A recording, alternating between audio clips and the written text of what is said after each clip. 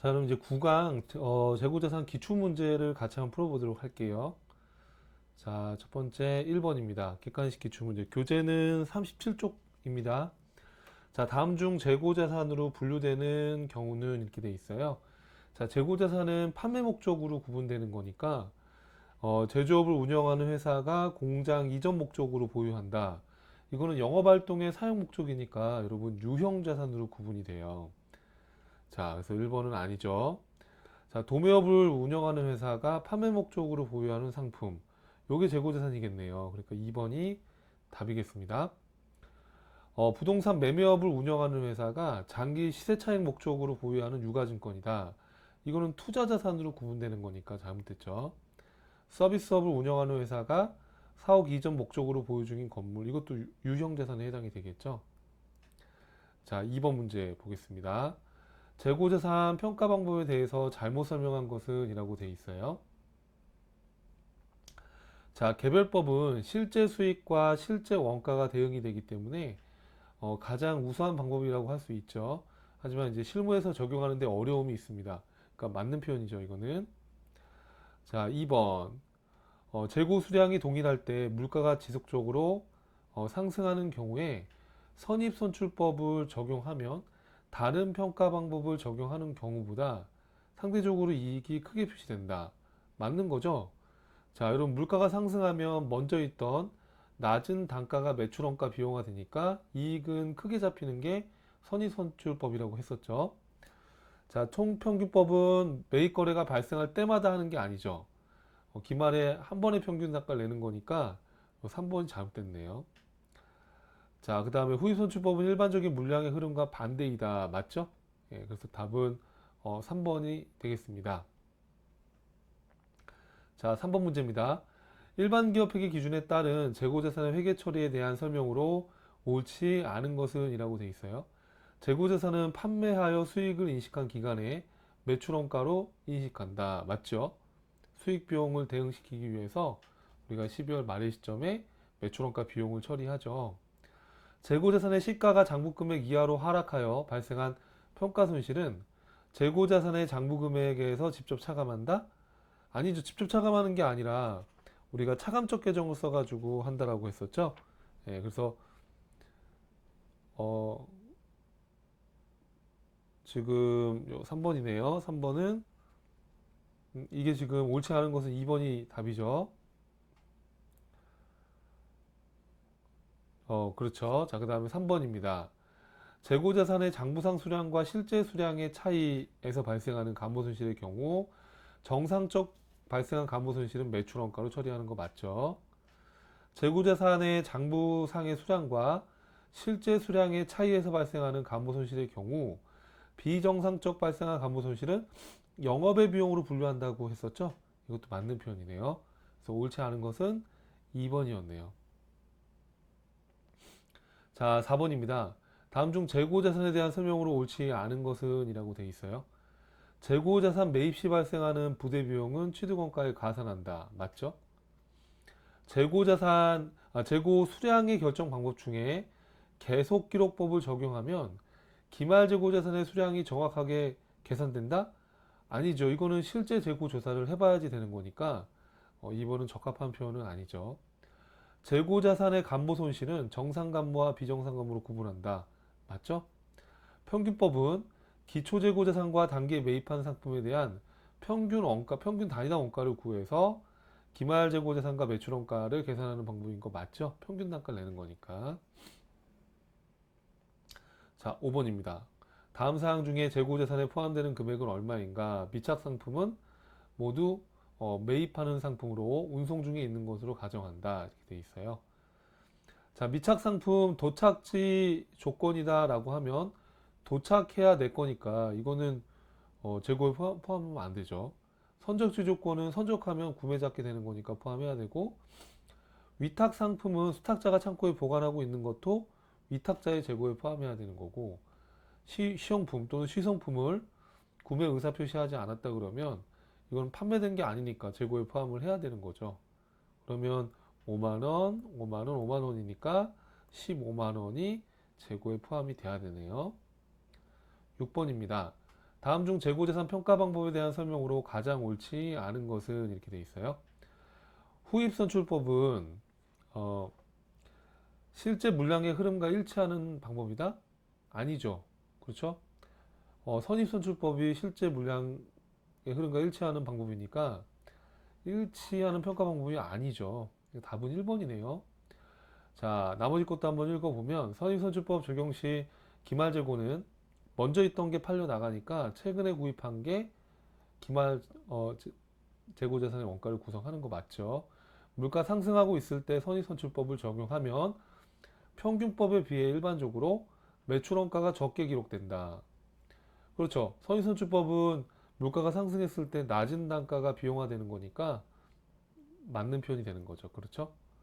자, 그 다음에 총평균법은 기초재고자산과 단기에 매입하는 상품에 대한 평균 단위당 원가로 기말재고자산을 계산하는 것이 맞죠? 맞는 표현이고, 실제 물량의 흐름과 일치하지 않는 방법이 후입선출법이니까 1번이 옳지 않은 표현이네요. 자, 그 다음에 7번입니다. 자, 1월 1일부터 12월 31일 재고자산 관련된 자료이다. 선입선출법에 의한 기말재고자산 금액이 얼마냐 이렇게 돼 있어요. 자, 매출을 20개를 했네요. 여러분 보니까 나머지는 매입한 거네요. 자, 그럼 우리가 선입선출법이다 라고 하면 어떻게 산정하면 돼요?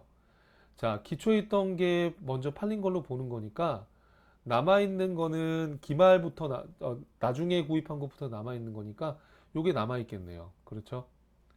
그 다음에 지금 20개, 10개, 10개니까 지금 20개, 10개, 10개니까 총 40개인데 20개가 팔려나갔으니까 20개가 남아있을 건데 선입선출법이니까 가장 마지막에 들어온 요 두 가지가 남아있겠네요. 그렇죠? 그러면 요거 곱하면 요게 얼마인가요, 여러분? 1200원이고 요걸 곱하면 1400원이고 그렇죠? 그럼 이렇게 하면은 2600원이 되겠습니다. 자, 8번 볼까요? 자, 다음 자료를 이용하여 상품 매출 원가를 계산하면 얼마인가 이렇게 돼 있어요.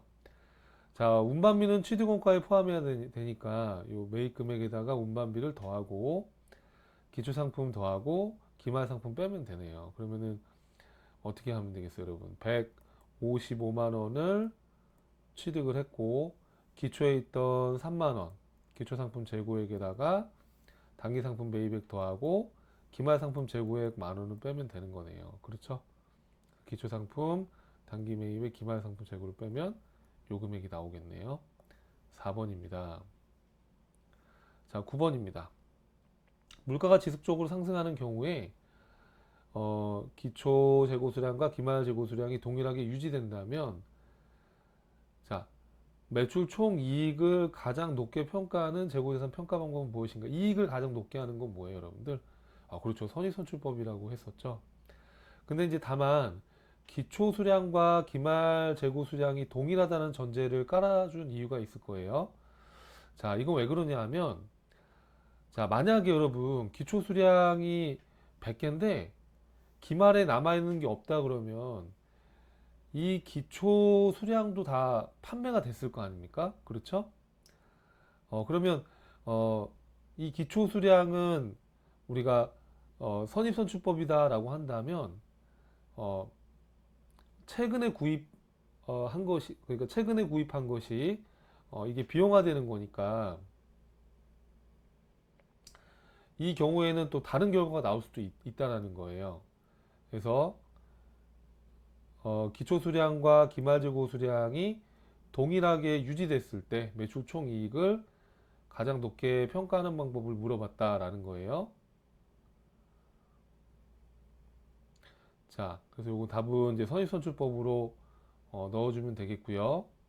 그 다음 문제를 한번 보겠습니다. 자, 그럼 이제 10번 문제죠. 자, 다음 자료를 이용하여 매출원가를 계산하면 얼마인가 이렇게 돼 있어요, 여러분. 상품 매입 시 운반비 10만 원이고요.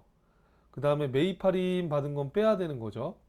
그리고 기초 상품이 나와 있고 기말 상품 나와 있고 매입 환출 애누리 빼는 거죠, 그죠? 자, 그럼 여러분 이렇게 되겠네요. 우리 매출원가는 기초 상품 재고액 50만 원에다가 그렇죠? 자, 우리가 상품 매입액은 순 매입액을 말하는 거예요. 무슨 얘기냐면 지금 상품 총 매입한 게 150인데 이 중에 우리가 운반비 들어간 거, 운반비 들어간 것도 취득원가에 더하는 거잖아요. 그죠? 10만 원 더하고 할인받은 건 빼는 거죠. 취득원가에서 할인받은 거는. 그리고 매입한출 애누리 10만 원도 취득원가에서 차감되는 거니까 이걸 빼는 거예요. 이게 지금 상품의 순 매입액이 되는 거예요, 여러분. 그렇죠? 그럼 요 상품 매입액에다가 기초 상품을 더하고 기말 상품 재고 40만 원을 빼면 되는 거죠. 이렇게. 그래서 여기 보시면은 기초 상품에다가 요거 하게 되면 얼마입니까? 160에서 20을 뺀 거니까 140이죠. 40을 빼면 150이 매출 원가가 되는 거죠. 그렇죠? 4번. 자, 11번입니다. 부산의 5월 초에 상품 재고가 50만 원이며 5월 상품 매입액은 35만 원이다. 5월의 매출액은 60만 원이다 라고 돼 있어요. 자, 여러분 요 문제는 별표를 쳐보면은 매출 총 이익은 매출액의 20%라고 한다면 이렇게 돼 있어요, 여러분. 자, 여러분 여기서 주의사항이 우리가 매출 총 이익이라는 거는 매출액에서 매출 총 이익이 차지하는 비율이에요. 매출액에서 매출 총 이익이 차지하는 비율이에요. 이걸 매출 총 이익률이라고 해요. 예를 들어서 매출액이 100원인데 매출 총 이익이 20원이면 20%, 0.2가 매출 총 이익률이 되는 거죠. 자, 또 여러분 이게 그러면 거꾸로 매출액에서 매출 원가가 차지하는 비율, 이게 원가율이에요, 여러분. 그렇죠? 매출액이 100원인데 원가가 80원이다 그러면 0.8, 80%가 원가율이 되는 거죠. 그럼 결국에 매출 총 이익률과 매출 원가율을 더하면 결국에 100%가 되는 거예요. 이걸 반드시 여러분 기억을 하고 있어야 돼요. 자, 그러면 매출 총 이익률이 20%면 원가율은 몇 퍼센트겠어요, 여러분? 원가율은 80%겠죠. 100%가 1이 100%니까. 그렇죠? 자, 그러면 지금 여기서 구하는 건 뭐냐면 기말 상품 재고를 구하는 거예요. 쉽게 말하면. 자, 그러면 이렇게 생각하시면 돼요. 자, 지금 자, 매출 총 이익이 얼마냐라고 했을 때 매출액이 60만 원이니까 20% 하면은 12만 원이 매출 총 이익이죠. 그렇죠? 매출 총 이익이에요. 그러면 원가라는 거는 매출액에서 매출 원가를 뺀 게 매출 총 이익이니까 매출액 60만 원에서 매출 총 이익을 빼면 이 48만 원이 뭐가 되는 거죠? 매출 원가가 되는 거잖아요. 그렇죠? 이렇게 해서 구할 수 있는 거예요. 매출 원가를. 자, 그럼 우리 매출 원가가 48만 원이에요. 매출 원가가 48만 원입니다. 자, 이거 잠깐 지워볼게요. 자, 매출 원가가 48만 원이면 지금 기말 재고를 물어본 거니까 여러분 쉽게 말하면 5월에 남아있는 재고를 물어본 거니까 자, 매출 원가 48만 원이에요. 그죠? 그러면 얘는 기초 상품, 월초에 있었던 상품 50만 원에서 매입한 금액 35만 원을 더하고 기말에 남아있는 금액을 빼서 나온 거잖아요. 그럼 이걸 더하면 이게 85만 원이니까 85만 원에서 48만 원을 빼보면 요 기말에 남아있는 재고 금액을 알 수 있겠죠. 그렇죠. 그럼 이게 지금 85만 원이니까 48만 원 빼면 얼마가 나오는 거죠? 자, 그럼 계산기로 한번 눌러봐 주세요. 자, 얼마예요? 85만 원에 48만 원 빼게 되면 37만 원이 기말에 남아있는 재고가 되는 거죠. 이 빗금친 부분. 그렇죠. 이렇게 해서 구할 수가 있어요. 답이 2번이었다라는 거죠. 자, 그럼 이제 우리 분기 연습으로 한번 들어가서 연습을 해보겠습니다. 자, 1번. 9월 5일 수입한 상품에 대해서 인천세관에 관세 200만원, 통관수수료 20만원을 보통예금 계좌에서 이체 납부했다. 이렇게 돼 있어요. 그러면 자, 이거 어떻게 처리해야 될까요? 상품을 수입하면서 발생한 거니까 이거는 상품의 취득 원가가 돼야 되는 거죠. 그렇죠? 상품이 220만 원 이렇게 처리가 되는 거예요. 취득 관련된 부대 비용은 취득 원가로 처리한다고 했으니까 자, 그 다음에 2번입니다. 자, 10월 2일 영통산업의 제품을 판매하면서 발생한 화물 운반비 15만 원을 보통예금으로 이체했다 이렇게 돼 있어요. 그러면 요거는 판매하면서 들어간 거니까 운반비로 처리해 주셔야 되는 거죠. 취득하는 입장에서 들어간 게 아니라 판매자의 입장에서 들어간 거니까 운반비로 처리해 주시는 겁니다. 자, 보통예금으로 지급했으니까 대변에 보통예금 자산이 감소했겠네요. 자, 그 다음에 3번이에요.